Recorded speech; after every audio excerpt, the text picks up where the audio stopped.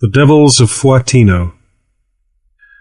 Of his many schooners, ketches, and cutters that nosed about among the coral isles of the South Seas, David Grief loved most the Rattler, a yacht-like schooner of 90 tons, with so swift a pair of heels that she had made herself famous in the old days, opium smuggling from San Diego to Puget Sound, raiding the seal rookeries of the Bering Sea, and running arms in the Far East. A stench and an abomination to government officials, she had been the joy of all sailoring men and the pride of the shipwrights who built her. Even now, after 40 years of driving, she was still the same old Rattler, fore-reaching in the same marvellous manner that compelled sailors to see in order to believe, and that punctuated many an angry discussion with words and blows along the beaches of ports from Valparaiso to Manila Bay. On this night, close-hauled, her big mainsail preposterously flattened down, her luffs pulsing emptily on the lift of each smooth swell, she was sliding an easy 4 knots through the water on the veriest whisper of a breeze. For an hour, David Grief had been leaning on the rail of the lee fore rigging, gazing overside at the steady phosphorescence of her gate. The faint backdraft from the headsails fanned his cheek and chest with a wine of coolness, and he was in an ecstasy of appreciation of the schooner's qualities. "She's a beauty, Taute, a beauty," he said to the Kanaka lookout, at the same time stroking the teak of the rail with an affectionate hand. "Aye, skipper," the Kanaka answered in the rich, big-chested tones of Polynesia. 30 years I know ships, but never like this. On Raiatea we call her Whanoao." "The Dayborn," Grief translated the love phrase. "Who named her so?" About to answer, Taute peered ahead with sudden intensity. Grief joined him in the gaze. "Land," said Taute. "Yes, Fuatino," Grief agreed, his eyes still fixed on the spot where the star-luminous horizon was gouged by a blot of blackness. "I'll tell the captain." The Rattler slid along until the loom of the island could be seen as well as sensed, until the sleepy roar of breakers and the blatting of goats could be heard, until the wind off the land was flower-drenched with perfume. "If it wasn't a crevice, she'd run the passage on a night like this," Captain Glass remarked regretfully as he watched the wheel lashed hard down by the steersman. The Rattler, run offshore a mile, had been hove to wait until daylight before she attempted the perilous entrance to Fuatino. It was a perfect tropic night, with no hint of rain or squall. Forward, wherever their tasks left them, the Raiatea sailors sank down to sleep on the deck. Aft, the captain and mate and Grief spread their beds with similar languid unconcern. They lay on their blankets, smoking and murmuring sleepy conjectures about Matara, the Queen of Fuatino, and about the love affair between her daughter Naumu and Motuaro. "They're certainly a romantic lot," Brown the mate said.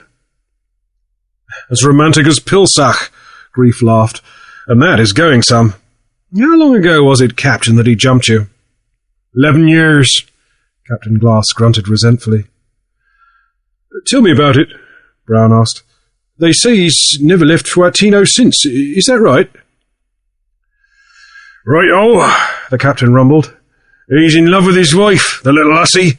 Stole him from me, and he as good a sailorman as the trade has ever seen, even if he is a Dutchman." "German," Grief corrected. "It's all the same," was the retort. "The sea was robbed of a good man the night he went ashore, and no Tutu took one look at him. I reckon they looked good to each other. Before you could say boo, she put a wreath of some kind of white flowers on his head, and in 5 minutes they were off down the beach like a couple of kids holding hands and laughing. I only hope he's finally blasted that big coral patch out the channel. I always start a sheet or two of copper warping past." "Go on with the story," Brown urged. "Oh, that's all. He were finished right there. Got married that night. Never came on board again. I looked him up next day. Found him in a straw house in the bush, bare-legged, all mixed up with flowers and things and playing a guitar. Looked like a bloody fool. Told me to send his things ashore. I told him I'd see him damn first. And that's all. You'll see her tomorrow. They got 3 kids now. Wonderful little rascals. I've a phonograph down below for him and about 1 million records. And then you made him a trader? The mate inquired of Grief. What else could I do? Grief answered. Fuatino is a love island and Pilsach is a lover. He knows natives too. One of the best traders I've got or ever had. He's responsible. You'll see him tomorrow. Look here, young man, Captain Glass rumbled threateningly at his mate. Are you romantic? 'Cause if you are, on board you stay. Fuatino's the isle of romantic insanity. Everyone's in love with somebody. They live on love. It's in the milk of the coconuts or the air of the sea. The history of the island for the last 10,000 years is nothing but love affairs. I know. I've talked with the old men. And if I catch you starting down the beach hand in hand... His sudden cessation caused both the other men to look at him. They followed his gaze, which passed across them to the main rigging, and saw what he saw, a brown hand and arm, muscular and wet, being joined from overside by a second brown hand and arm. A head followed, thatched with long elfin locks, and then a face with roguish black eyes lined with the marks of wildwood laughter. "My God!" Brown breathed. "It's a fawn! A sea fawn!" "It's the goat man," said Glass. "It's Mariri," said Grief. "He's my own blood brother by sacred plight of native custom. His name is mine, and mine is his." Broad brown shoulders and a magnificent chest rose above the rail, and with what seemed effortless ease, the whole grand body followed over the rail and noiselessly trod the deck. Brown, who might have become other things than the mate of an island schooner, was enchanted. All that he had ever gleaned from books proclaimed indubitably the fawn-likeness of this visitant of the deep. But a sad fawn, was the young man's judgment, as the golden-brown woods god strode forward to where David Grief sat up with outstretched hand. "David," said David Grief. "Mariri, big brother," said Mariri. In the custom of men who have pledged blood brotherhood, each called the other not by the other's name, but by his own. Also, they talked in the Polynesian tongue of Fuatino, and Brown could only sit and guess. "A long swim to say Talofa," Grief said, as the other sat and streamed water on the deck. "Many days and nights have I watched for your coming, big brother," Mariri replied. "I have sat on the big rock where the blasting dynamite is kept, of which I have been made keeper. I saw you come up to the entrance and run back into darkness. I knew you waited till morning, so I followed. Great trouble has come upon us. Matara has cried these many days for your coming. She is an old woman, and Motauri is dead, and she is sad." "Did she marry Namu?" Grief asked, after he had shaken his head and sighed according to custom. "Yes, in the end they ran to live with the goats till Matara forgave, when they returned to live with her in the big house. But he is now dead, and Namu soon may die. Great is our trouble, big brother. Tori is dead, and Tati Tori, and Petu, and Nari, and Pilsach, and others." "Pilsach too?" Grief exclaimed. "Has there been a sickness?" "There has been much killing. Listen, big brother. 3 weeks ago a strange schooner came. From the big rock I saw her topsails above the sea. She towed in with her boats, but they did not warp by the big patch, and she pounded many times. She is now on the beach where they are strengthening the broken timbers. There are 8 white men on board. They have women from some island far to the east. The women talk a language in many ways like ours, only different. But we can understand. They say they were stolen by the men on this schooner. We do not know, but they sing and dance and are happy." "And the men?" Grief interrupted. They talk French. I know, for there was a mate on your schooner who talked French long ago. There are 2 chief men, and they do not look like the others. They have blue eyes like you, and they are devils. One is a bigger devil than the other. The other 6 are also devils.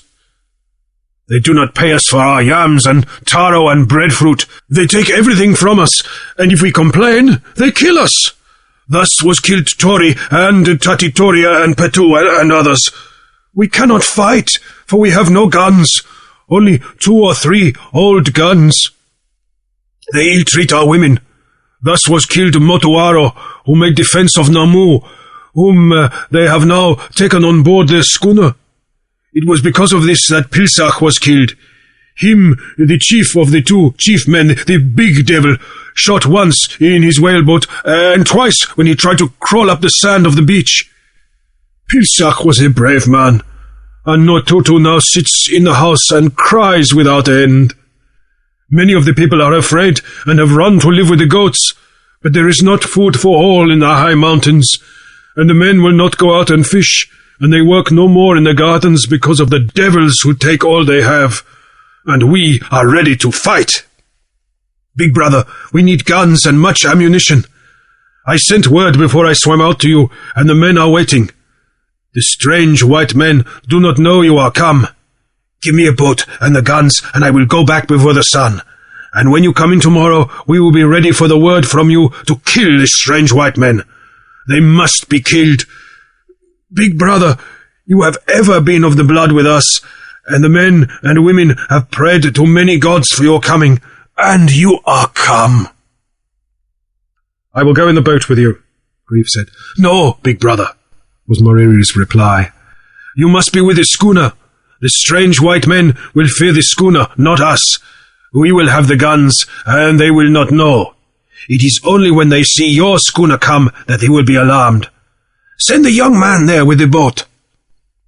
So it was that Brown, thrilling with all the romance and adventure he had read and guessed and never lived, took his place in the stern sheets of a whaleboat, loaded with rifles and cartridges, rowed by 4 Raiatea sailors, steered by a golden-brown, sea-swimming fawn, and directed through the warm tropic darkness toward the half-mythical love island of Fuatino, which had been invaded by 20th-century pirates. If a line be drawn between Jaluit in the Marshall Group and Bougainville in the Solomons, and if this line be bisected 2 degrees south of the equator by a line drawn from Ukuor in the Carolines, the high island of Fuatino will be raised in that sun-washed stretch of lonely sea. Inhabited by a stock kindred to the Hawaiian, the Samoan, the Tahitian, and the Maori, Fuatino becomes the apex of the wedge driven by Polynesia far to the west between Melanesia and Micronesia. And it was Fuatino that David Grief raised again next morning, 2 miles to the east and in direct line with the rising sun. The same whisper of a breeze held, and the rattler slid through the smooth sea at a rate that would have been eminently proper for an island schooner had the breeze been thrice as strong. Fuatino was nothing else than an ancient crater thrust upward from the sea bottom by some primordial cataclysm. The western portion, broken and crumbled to sea level, was the entrance to the crater itself, which constituted the harbour. Thus, Fuatino was like a rugged horseshoe, the heel pointing to the west, and into the opening at the heel the rattler steered. Captain Glass, binoculars in hand, and peering at a homemade chart spread on top of the cabin, straightened up with an expression on his face that was half alarm, half resignation. "It's coming," he said. "Fever. It wasn't due till tomorrow. Oh, it always hits me hard, Mr. Grief. In 5 minutes I'll be off my head. You'll have to con the schooner in. Steward, get my bunk ready, plenty of blankets, and fill that hot water bottle. Oh, it's so calm, Mr. Grief. I think you can pass the big patch without warping. Take the leading wind and shoot her. She's the only craft in the South Pacific that can do it, and I know you know the trick. You can scrape the big rock by just watching out for the main boom." He talked rapidly, almost like a drunken man, as his reeling brain battled with the rising shock of the malarial stroke. When he stumbled towards the companionway, his face was purpling and mottling, as if attacked by some monstrous inflammation or decay. His eyes were setting in a glassy bulge, his hands shaking, and his teeth clicking in the spasms of chill. 2 hours to get the sweat," he chattered with a ghastly grin. "And a couple more and I'll be all right. I know the damn thing to the last minute it runs its course. You take the..." His voice faded away in a weak stutter as he collapsed down into the cabin and his employer took charge. The Rattler was just entering the passage. The heels of the Horseshoe Island were two huge mountains of rock 1,000 feet high, each almost broken off from the mainland and connected to it by a low and narrow peninsula. Between the heels was a half-mile stretch, all but blocked by a reef of coral extending across from the south heel. The passage, which Captain Glass had called a crevice, twisted into this reef, curved directly to the north heel, and ran along the base of the perpendicular big rock. At this point, with the main boom almost grazing the rock on the port side, Grief, peering down on the starboard side, could see bottom less than 2 fathoms beneath and shoaling steeply. With a whaleboat towing for steerage, and as a precaution against backdrafts from the cliff, and taking advantage of a fan of breeze, he shook the Rattler full into it and glided by the big coral patch without warping. As it was, he just scraped, but so softly as not to start the copper. File 2. The harbour of Fuatino opened before him. It was a circular sheet of water, 5 miles in diameter, rimmed with white coral beaches, from which the verdure-clad slopes rose swiftly to the frowning crater walls. The crests of the walls were saw-toothed volcanic peaks, capped and haloed with captive trade-wind clouds. Every nook and crevice of the disintegrating lava gave foothold to creeping, climbing vines and trees, a green foam of vegetation.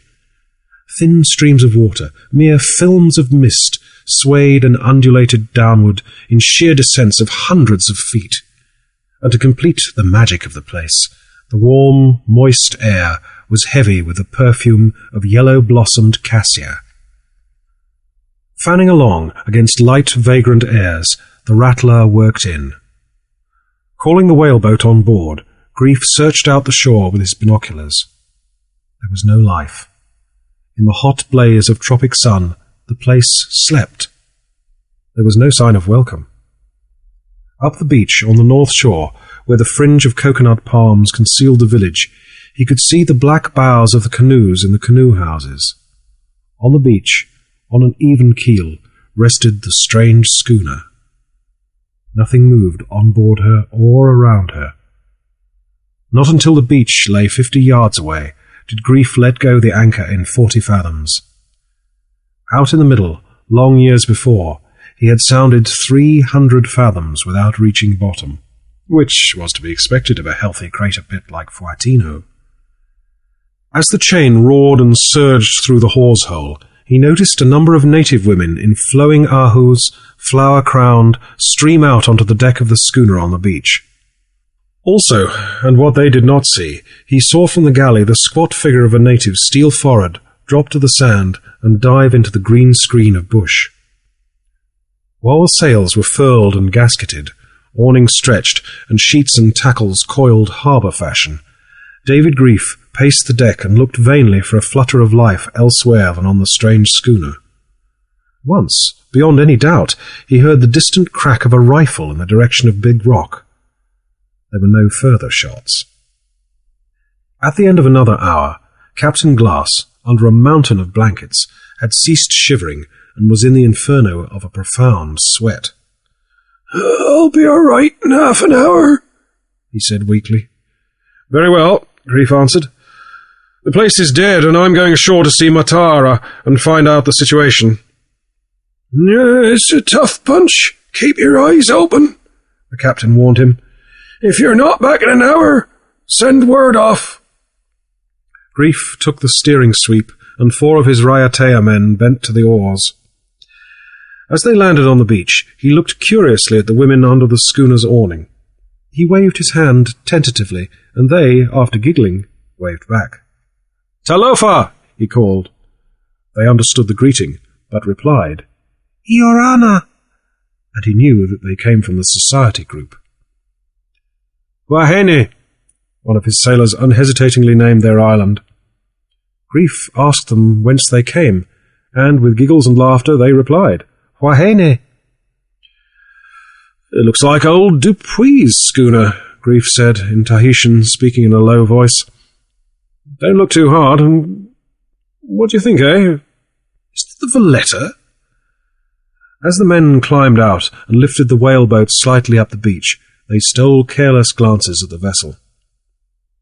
"It is the Valletta," Taute said. "She carried away her topmast 7 years ago. At Papeete they rigged a new one. It was 10 feet shorter. That is the one." "Go over and talk with the women. You can almost see Huahene from Raiatea, and you'll be sure to know some of them. Find out all you can, and if any of the white men show up, don't start a row." An army of hermit crabs scuttled and rustled away before him as he advanced up the beach, but under the palms no pigs rooted and grunted. The coconuts lay where they had fallen, and at the copra sheds there were no signs of curing. Industry and tidiness had vanished. Grass house after grass house he found deserted. Once he came upon an old man, blind, toothless, prodigiously wrinkled, who sat in the shade and babbled with fear when he spoke to him. It was as if the place had been struck with a plague, was Grief's thought, as he finally approached the big house. All was desolation and disarray. There were no flower-crowned men and maidens, no babies rolling in the shade of the avocado trees. In the doorway, crouched and rocking back and forth, sat Mataara, the old queen. She wept afresh at the sight of him, divided between the tale of her woe and regret that no follower was left to dispense him her hospitality. "And so they have taken Namu," she finished. "Motaori is dead. My people have fled and are starving with the goats, and there is no one to open for you even a drinking coconut. Oh, brother, your white brothers be devils." "They are no brothers of mine, Mataara," Grief consoled. "They are robbers and pigs, and I shall clean the island of them." He broke off to whirl half round, his hand flashing to his waist and back again, the big Colt levelled at the figure of a man, bent double, that rushed at him from out of the trees. He did not pull the trigger, nor did the man pause till he had flung himself headlong at Grief's feet and began to pour forth a stream of uncouth and awful noises. Grief recognized the creature as the one he had seen steal from the Valletta and dive into the bush, but not until he raised him up and watched the contortions of the hair-lipped mouth could he understand what he uttered. "Save me, master, save me!" The man yammered in English, though he was unmistakably a South Sea native. "I know you! Save me!" And he broke into a wild outpour of incoherence that did not cease until Grief seized him by the shoulders and shook him into silence. "I know you," Grief said. "You were cook in the French hotel at Papeete 2 years ago. Everybody called you Hairlip." The man nodded violently. "I am now cook of the Valletta," he spat and spluttered, his mouth writhing in a fearful struggle with its defect. "I know you. I saw you at the hotel. I saw you at Lavina's. I saw you on the Kittiwake. I saw you at the Mariposa Wharf. You are Captain Grief, and you will save me. Those men are devils. They killed Captain Dupuy. Me, they made kill half the crew. 2 they shot from the cross trees. The rest they shot in the water. I knew them all. They stole the girls from Huahene. They added to their strength with jailmen from Numea. They robbed the traders in the New Hebrides. They killed the trader in Vanikori and stole 2 women there. But Grief no longer heard. Through the trees, from the direction of the harbour, came a rattle of rifles, and he started on the run for the beach. Pirates from Tahiti and convicts from New Caledonia. A pretty bunch of desperadoes that even now was attacking his schooner. Hairlip followed, still spluttering and spitting his tale of the White Devil's doings. The rifle firing ceased as abruptly as it had begun, but Grief ran on, perplexed by ominous conjectures, until, at a turn of the path, he encountered Mauriri running toward him from the bush. "Big brother," the goat man panted, I was too late. They have taken your schooner. Come, for now they will seek for you. He started back up the path away from the beach. "Where is Brown?" Grief demanded. On the big rock. I will tell you afterward. Come now. "My men in the whaleboat." Mauriri was in an agony of apprehension. They are with the women on this strange schooner. They will not be killed. I tell you true. The devils want sailors. But you they will kill. Listen." From the water, in a cracked tenor voice, came a French hunting song. "They are landing on the beach. They have taken your schooner. That I saw. Come." Careless of his own life and skin, nevertheless David Grief was possessed of no false hardihood. He knew when to fight and when to run, and that this was the time for running he had no doubt. Up the path, past the old men sitting in the shade, past Mataara crouched in the doorway of the big house, he followed at the heels of Mauriri. At his own heels, dog-like, plodded Harelip. From behind came the cries of the hunters, but the pace Mauriri led them was heartbreaking. The broad path narrowed, swung to the right, and pitched upward. The last grass house was left behind, and through high thickets of cassia and swarms of great golden wasps the way rose steeply until it became a mere goat track. Pointing upward to a bare shoulder of volcanic rock, Mauriri indicated the trail across its face. "Past that we are safe, big brother," he said. "The white devils never dare it, for there are rocks we roll down on their heads, and there is no other path. Always do they stop here and shoot when we cross the rock. Come." A quarter of an hour later, they paused where the trail went naked on the face of the rock. "Wait, and when you come quickly," Mauriri cautioned. He sprang into the blaze of sunlight, and from below several rifles pumped rapidly. Bullets smacked about him, and puffs of stone dust flew out, but he got safely across. Grief followed, and so near did one bullet come, that the dust of its impact stung his cheek. Nor was Harelip struck, though he essayed the passage more slowly. For the rest of the day, on the greater heights, they lay in a lava glen where terraced taro and papaya grew, and here Grief made his plans and learned about their dangerous situation. "It was ill luck," Mauriri said. "Of all nights, last night was selected by the white devils to go fishing. It was dark as we came through the passage. They were in boats and canoes. Always do they have their rifles with them. One Raiatea man they shot. Brown was very brave. We tried to get by to the top of the bay, but they headed us off, and we were driven in between the big rock and the village. We saved the guns and all the ammunition, but they got the boat. Thus they learned of your coming. Brown is now on this side of the big rock with the guns and ammunition." "But why didn't he go over the top of the big rock and give me warning as I came in from the sea?" Grief criticized. "He knew not the way. Only the goats and I know the way. This I forgot as I crept through the bush to gain the water and swim to you. The devils were in the bush shooting at Brown and the Raiatea men, and me they hunted till daylight, and through the morning they hunted me there in the low-lying land. Then you came in your schooner, and they watched till you went ashore, and I got away through the bush. But you were already ashore." "You fired that shot?" "Yes, to warn you. But they were wise and would not shoot back, and it was my last cartridge." "Now you, Harelip," Grief said to the Valletta's cook. This tale was long and painfully detailed. For a year he had been sailing out of Tahiti through the Tuamotus on the Valletta. Old Dupuis was owner and captain. On his last cruise, he had shipped 2 strangers in Tahiti as mate and supercargo. Also, another stranger he carried to be his agent on Van Riekie. Raoul van Asveld and Karl Lepsius were the names of the mate and supercargo. "They are brothers, I know, for I have heard them talk in the dark on deck when they thought no one listened," Harelip explained. The Valletta cruised through the low islands, picking up shell and pearls at Dupuis' stations.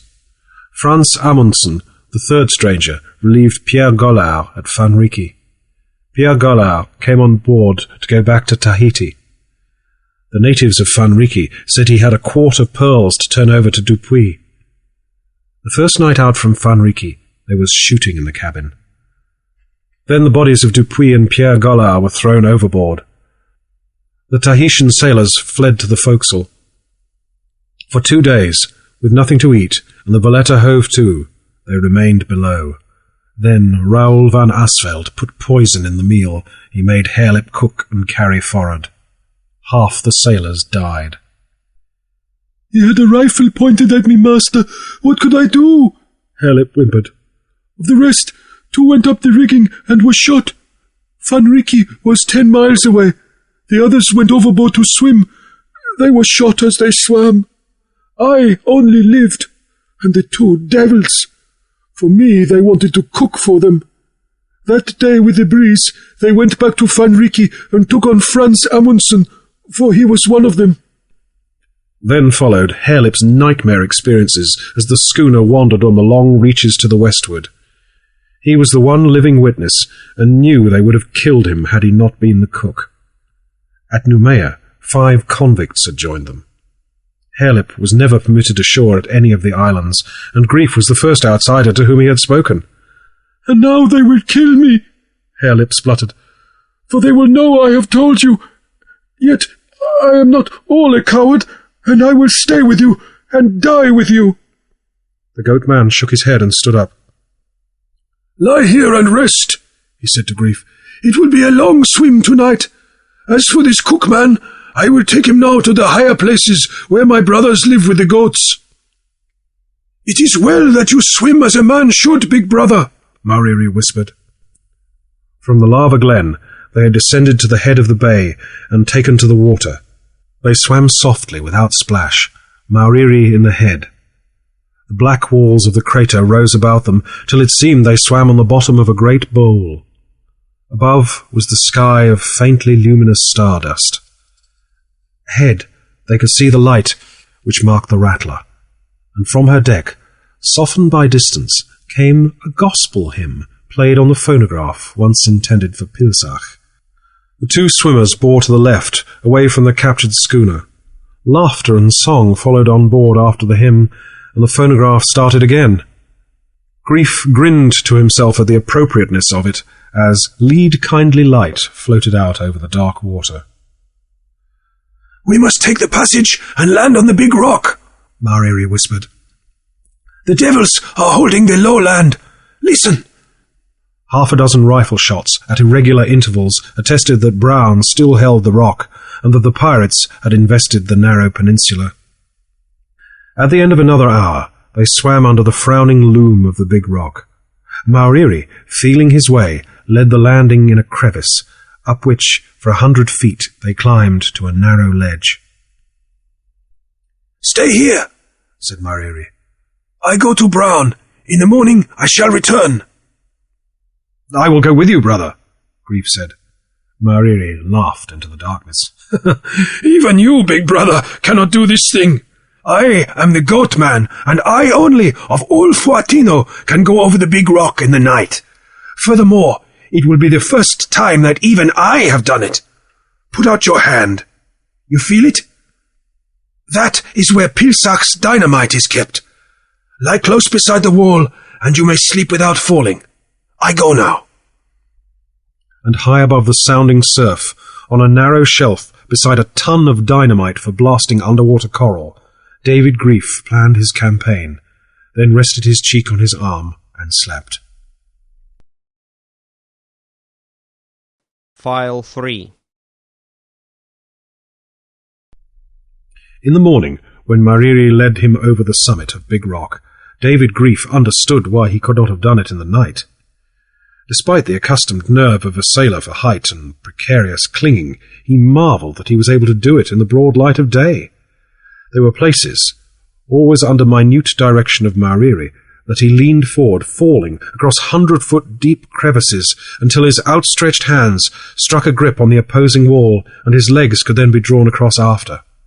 Once there was a 10-foot leap above 1,000 feet of yawning emptiness, and down a fathom's length to a meagre foothold. And he, despite his cool head, lost it another time on a shelf, a scant 12 inches wide, where all handholds seemed to fail him. And Mariri, seeing him sway, swung his own body far out and over the gulf and past him, at the same time striking him sharply on the back to brace his reeling brain. Then it was, and forever after, that he fully knew why Mariri had been named the Goat-Man. The defence of the big rock had its good points and its defects. Impregnable to assault, 2 men could hold it against 10,000. Also, it guarded the passage to the open sea. The 2 schooners, Raoul van Asveld and his cutthroat following, were bottled up. Grief, with a ton of dynamite which he had removed higher up the rock, was master. This he demonstrated one morning, when the schooners finally attempted to put to sea. The Valletta led, the whaleboat towing her, manned by captured Fuatino men. Grief and the Goat-Man peered straight down from a safe rock shelter 300 feet above. Their rifles were beside them. Also a glowing fire stick and a big bundle of dynamite sticks with fuses and detonators attached. As the whaleboat came beneath, Mariri shook his head. "They are our brothers! We cannot shoot!" Forward, on the Valletta, were several of Grief's own Raiatea sailors. Aft stood another at the wheel. The pirates were below, or on the other schooner, with the exception of one who stood, rifle in hand, amidships. For protection, he held Namu, the Queen's daughter, close to him. "That is the chief devil," Mariri whispered. "And his eyes are blue like yours. He is a terrible man. See, he holds Namu that we may not shoot him." A light air and a slight tide were making into the passage, and the schooner's progress was slow. "Do you speak English?" Grief, hidden, called down. The man started, half-lifted his rifle to the perpendicular, and looked up. There was something quick and cat-like in his movements, and in his burned blonde face a fighting eagerness. It was the face of a killer. "Yes," he answered. "What do you want?" "Turn back or I'll blow your schooner up," Grief warned. He blew on the fire stick and whispered, "Tell Namu to break away from him and run aft." From the Rattler, close astern, rifles cracked and bullets spattered against the rock. Van Asveld laughed defiantly, and Mariri called down in the native tongue to the woman. When directly beneath, Grief, watching, saw her jerk away from the man. At that instant, Grief touched the fire stick to the match head in the split end of the short fuse, sprang into view on the face of the rock, and dropped the dynamite. Van Asveld had managed to catch the girl and was struggling with her. The Goat-Man held a rifle on him and waited a chance. The dynamite struck the deck in a compact package, bounded, and rolled into the port scupper. Van Asveld saw it and hesitated. Then he and the girl ran aft for their lives. The Goat-Man fired, but splintered the corner of the galley. The spattering of bullets from the Rattler increased, and the 2 on the rock crouched low for shelter and waited. Mariri tried to see what was happening below, but Grief held him back. The fuse was too long," he said. "I'll know better next time." It was half a minute before the explosion came. What happened afterward, for some little time, they could not tell, for the Rattler's marksmen had got the range and were maintaining a steady fire. Once, fanned by a couple of bullets, Grief risked a peep. The Valletta, her port deck and rail torn away, was listing and sinking as she drifted back into the harbour. Climbing on board the Rattler were the men and the Huahene women who had been hidden in the Valletta's cabin and who had swum for it under the protecting fire. The Fuatino men, who had been towing in the whaleboat, had cast off the line, dashed back through the passage, and were rowing wildly for the south shore. From the shore of the peninsula, the discharges of 4 rifles announced that Brown and his men had worked through the jungle to the beach and were taking a hand. Grief and Mariri joined in with their rifles. But they could do no damage, for the men of the Rattler were firing from the shelter of the deckhouse, while the wind and tide carried the schooner farther in.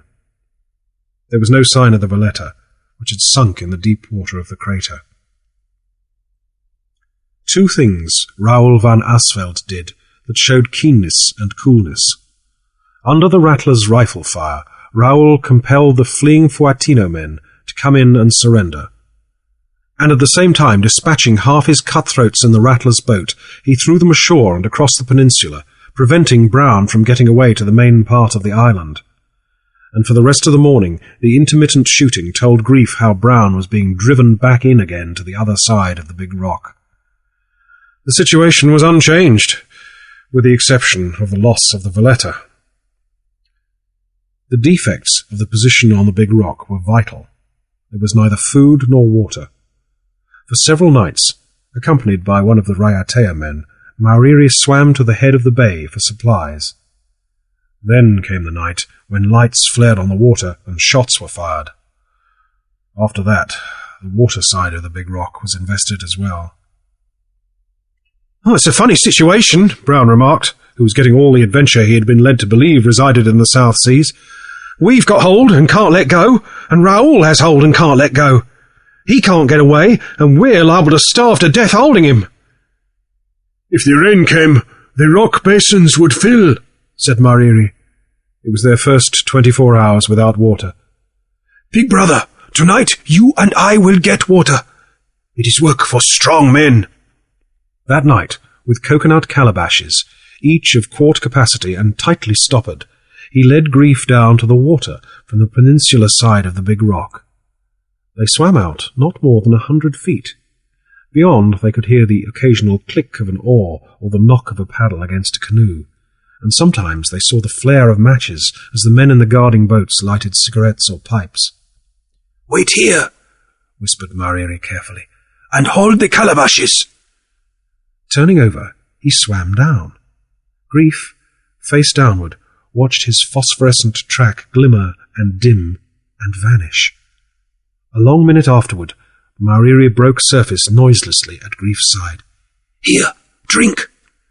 The calabash was full, and Grief drank sweet, fresh water which had come up from the depths of salt. "It flows out from the land," said Mauriri. "On the bottom?" "No, the bottom is as far below as the mountains are above. 50 feet down it flows. Swim down until you feel its coolness." Several times filling and emptying his lungs in diver fashion, Grief turned over and went down through the water. Salt it was to his lips, and warm to his flesh, but at last, deep down, it perceptibly chilled and tasted brackish. Then, suddenly, his body entered the cold subterranean stream. He removed the small stopper from the calabash, and as the sweet water gurgled into it, he saw the phosphorescent glimmer of a shark, like a sea ghost, drift sluggishly by. Thereafter, holding the growing weight of the calabashes, he remained on the surface, while Mauriri took them down, one by one, and filled them. "There are sharks," Grief said as they swam back to shore. "Huh," was the answer. "They are fish sharks. We of Fuatino are brothers to the fish sharks." "But the tiger sharks, I have seen them here." "When they come, big brother, we will have no more water to drink, unless it rains." A week later, Mauriri and a Raiatea man swam back with empty calabashes. The tiger sharks had arrived in the harbour. The next day, they thirsted on Big Rock. "We must take our chance," said Grief. "Tonight I shall go after water with Mautau. Tomorrow night, brother, you will go with Teha." 3 quarts only did Grief get, when the tiger sharks appeared and drove them in. There were 6 of them on the rock, and a pint a day in the sweltering heat of the mid-tropics is not sufficient moisture for a man's body. The next night Mauriri and Teha returned with no water, and the day following Brown learned the full meaning of thirst, when the lips cracked bleeding, the mouth is coated with granular slime, and the swollen tongue finds the mouth too small for residence. Grief swam out in the darkness with Mautau. Turn by turn they went down through the salt to the cool, sweet stream, drinking their fill while the calabashes were filling. Mautau had descended with the last calabash, when Grief, peering down from the surface, saw the glimmer of sea ghosts and all the phosphorescent display of struggle. He swam back alone, but without relinquishing the precious burden of full calabashes. Of food they had little. Nothing grew on the rock, and its sides, covered with shellfish at sea level where the surf thundered in, were too precipitous for access. Here and there, where crevices permitted, a few rank shellfish and sea urchins were gleaned. Sometimes frigate birds and other seabirds were snared. Once, with a piece of frigate bird, they succeeded in hooking a shark. After that, with the jealously guarded shark meat for a bait, they managed on occasion to catch more sharks. But water remained their direst need. Mauriri prayed to the goat god for rain. Taute prayed to the missionary god, and his two fellow islanders, backsliding, invoked the deities of their old heathen days. Grief grinned and considered, but Brown, wild-eyed with protruding blackened tongue, cursed. Especially he cursed the phonograph that in the cool twilights ground out gospel hymns from the deck of the Rattler. One hymn in particular, "Beyond the Smiling and the Weeping," drove him to madness. It seemed a favourite on board the schooner, for it was played most of all. Brown, hungry and thirsty, half out of his head from weakness and suffering, could lie among the rocks with equanimity and listen to the tinkling of ukuleles and guitars, and the hulas and himines of the Huahene women. But when the choir voices floated over the water, he was beside himself. One evening, a cracked tenor took up the song with a machine. "Beyond the smiling and the weeping I shall be soon, beyond the waking and the sleeping, beyond the sowing and the reaping, I shall be soon, I shall be soon." Then it was that Brown rose up. Again and again, blindly, he emptied his rifle at the schooner. Laughter floated up from the men and women, and from the peninsula came a splattering of return bullets.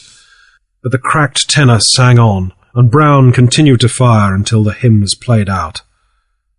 It was that night that Grief and Mauriri came back with but one calabash of water.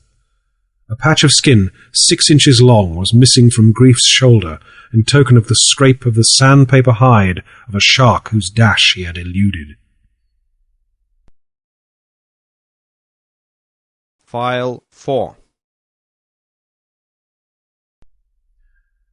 In the early morning of another day, before the sun blaze had gained its full strength, came an offer of a parley from Raoul van Asveld. Brown brought the word in from the outpost among the rocks 100 yards away. Grief was squatted over a small fire, broiling a strip of shark flesh. The last 24 hours had been lucky. Seaweed and sea urchins had been gathered. Tehar had caught a shark, and Mauriri had captured a fair-sized octopus at the base of the crevice where the dynamite was stored. Then, too, in the darkness, they had made 2 successful swims for water before the tiger sharks had nosed them out. "I said he'd like to come and talk with you," Brown said, "but I know what the brute is after. Wants to see how near starved to death we are." "Bring him in," Grief said. "And then we kill him," the goat man cried joyously. Grief shook his head. "But he is a killer of men, big brother, a beast and a devil," the goat man protested. "He must not be killed, brother. It should be our way not to break our word." "It is a foolish way." "Still, it should be our way," Grief answered gravely, turning the strip of shark meat over the coals and noting the hungry sniff and look of Tehar. "Don't do that, Tehar, when the big devil comes. Look as if you and hunger were strangers. Here, cook those sea urchins, and you, big brother, cook the squid. We will have the big devil to feast with us. Spare nothing. Cook all." And still broiling meat, Grief arose as Raoul van Asveld, followed by a large Irish terrier, strode into camp. Raoul did not make the mistake of holding out his hand. "Hello," he said. "I have heard of you." "I wish I'd never heard of you," Grief answered. "Same here," was the response. "At first, before I knew who it was, I thought I had to deal with an ordinary trading captain. That's why you've got me bottled up." "And I am ashamed to say that I underrated you," Grief smiled. "I took you for a thieving beachcomber, and not for a really intelligent pirate and murderer. Hence the loss of my schooner. Honours are even, I fancy, on that score. Raoul flashed angrily under his sunburn, but he contained himself. His eyes roved over the supply of food and the full water calabashes, though he concealed the incredulous surprise he felt. His was a tall, slender, well-knit figure, and grief, studying him, estimated his character from his face. The eyes were keen and strong, but a bit too close together. Not pinched, however, but just a trifle too near to balance the broad forehead, the strong chin and jaw, and the cheekbones wide apart. Strength!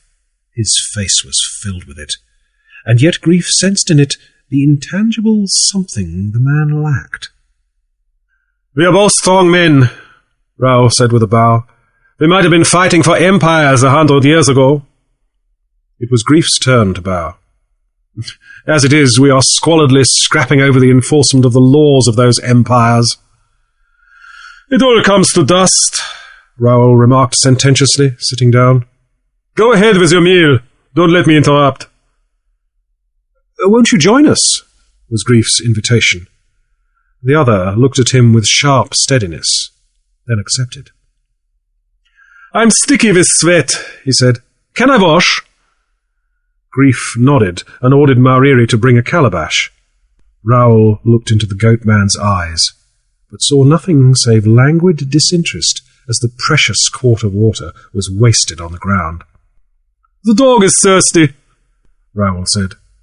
Grief nodded, and another calabash was presented to the animal. Again, Raoul searched the eyes of the natives, and learned nothing. "Sorry we have no coffee," Grimes apologised. "We'll have to drink plain water. Calabash, Tehar. Try some of this shark. There is squid to follow, and sea urchins and a seaweed salad. I'm sorry we haven't any frigate bird. The boys were lazy yesterday and didn't try to catch any." With an appetite that would not have stopped at wire nails dipped in lard, Grief ate perfunctorily and tossed the scraps to the dog. "I'm afraid I haven't got down to the primitive diet yet," he sighed as he sat back. "The canned food on the Rattler, now I could make a hearty meal of that, but this junk—" He took a half-pound strip of broiled shark and flung it to the dog. "I suppose I'll come to it if you don't surrender pretty soon." Raoul laughed unpleasantly. "I came to offer terms," he said pointedly. Grief shook his head. "There aren't any terms. I've got you where the hair is short, and I'm not going to let go." "You think you can hold me in this hole?" Raoul cried. "You'll never leave it alive except in double irons." Grief surveyed his guest with an air of consideration. "I've handled your kind before. It's been pretty well cleaned out of the South Seas, but you are how shall I say, a sort of anachronism. You're a throwback, and we've got to get rid of you. Personally, I would advise you to go back to the schooner and blow your brains out. It's the only way to escape what you've got coming to you." The parley, so far as Raoul was concerned, proved fruitless, and he went back into his own lines, convinced that the men on the big rock could hold out for years. Though he would have been swiftly unconvinced could he have observed Tehar and the Raiateans the moment his back was turned and out of sight, crawling over the rocks and sucking and crunching the scraps his dog had left uneaten. "We hunger now, brother," Grief said, "but it is better than to hunger for many days to come. The big devil, after feasting and drinking good water with us in plenty, will not stay long in Fuatino. Even tomorrow he may try to leave. Tonight you and I sleep over the top of the rock, and Tehar, who shoots well, will sleep with us if he can dare the rock." Tehar, alone among the Raiateans, was cragsman enough to venture the perilous way, and dawn found him in a rock-barricaded nook 100 yards to the right of Grief and Mariri. The first warning was the firing of rifles from the peninsula, where Brown and his 2 Raiateans signalled the desperados' retreat and followed the besiegers through the jungle to the beach. From the eyrie on the face of the rock, Grief could see nothing for another hour, until the Rattler appeared, making for the passage. As before, the captive Fuatino men towed with the whaleboat. Mariri, under the direction of Grief, called down instructions to them as they passed slowly beneath. By Grief's side lay several bundles of dynamite sticks well lashed together and with extremely short fuses. The deck of the Rattler was crowded. Forward, rifle in hand among the Raiatean sailors, stood a desperado whom Mariri announced was Raoul's brother. Aft, by the helmsman, stood another. Attached to him, tied waist to waist with slack, was Mataara, the old queen. On the other side of the helmsman, his arm in a sling, was Captain Glass. Amidships, as before, was Raoul, and with him, lashed waist to waist, was Namu. "Good morning, Mr. David Grief," Raoul called up. "I warned you that only in double irons would you leave the island," Grief murmured down with a sad inflection. "You can't kill all your people I have on board," was the answer. The schooner, moving slowly, jerk by jerk as the men pulled in the whaleboat, was almost directly beneath. The rowers, without ceasing, slacked on their oars, and were immediately threatened with the rifle of the man who stood forward. "Throw, big brother!" Namu called up in the Fuatino tongue. "I am filled with sorrow, and am willing to die.